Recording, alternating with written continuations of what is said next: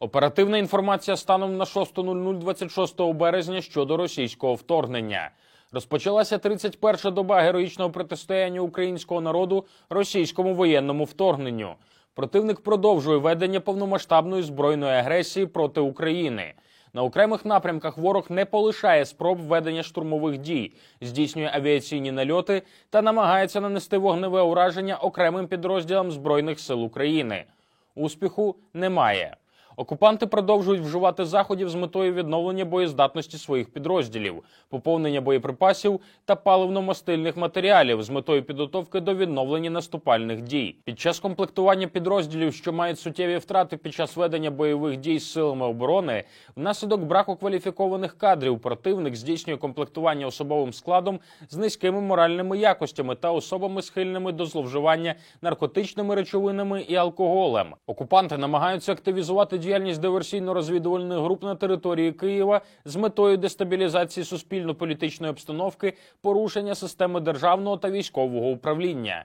Це пояснюється неспроможністю швидко поповнити втрати, здійснити належне перегрупування і застосування військ для підтримання необхідного темпу ведення бойових дій та досягнення кінцевої мети війни.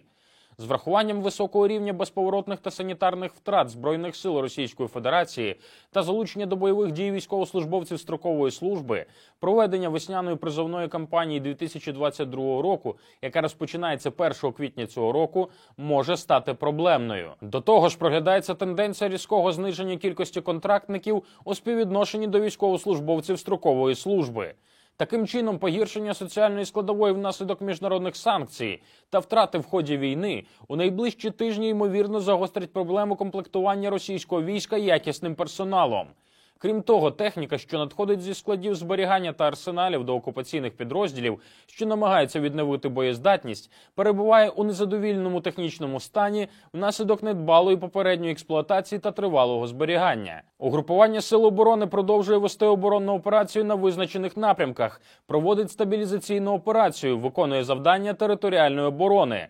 Так, угрупування Сил і засобів оборони міста Києва продовжує відбиття наступу противника, нанесення йому вогневого ураження та утримання раніше визначених оборонних рубежів. На Донецькому і Луганському напрямках угрупування об'єднаних сил відбито всі ворожі атаки та завдано суттєвих втрат російським загарбникам.